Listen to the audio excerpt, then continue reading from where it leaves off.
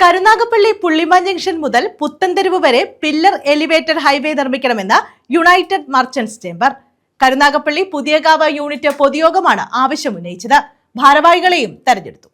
പുള്ളിമാൻ junction മുതൽ പുത്തൻതെരുവ് വരെ pillar elevated highway നിർമ്മിക്കണമെന്ന് united merchants chamber Puthiyakavu unit പൊതുയോഗം ആവശ്യപ്പെട്ടു.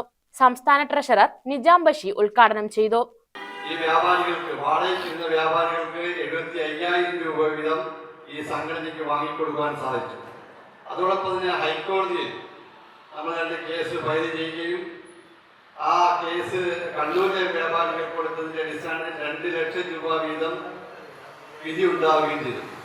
ആ വിധി നടപ്പിലാക്കുന്നതിന് വേണ്ടി നമ്മളിപ്പോൾ അഡ്വക്കേറ്റുമായി ഇടപെട്ട് നമ്മൾ സുപ്രീം കോടതിയിൽ കൊടുത്തുകൊണ്ട് ഡയറക്ഷൻ കൊടുത്ത് 2 ലക്ഷം രൂപ വാങ്ങിക്കൊടുക്കുവാൻ വേണ്ടിയുള്ള പരിശ്രമമാണ് ഈ സംഘടന നടത്തിക്കൊണ്ടിരിക്കുന്നത്. യുണൈറ്റഡ് മർച്ചന്റ് ചേംബർ എന്ന സംഘടന 2021 ഒക്ടോബർ 17 ഈ സംഘടനയ്ക്ക് രൂപം നൽകുന്നത്. യൂണിറ്റ് പ്രസിഡന്റ് നാസർ കയ്യാലത്ത് അധ്യക്ഷത വഹിച്ചു. മുജീബ് സ്വാഗതവും കെ ഷെരീഫ് നന്ദിയും പറഞ്ഞു.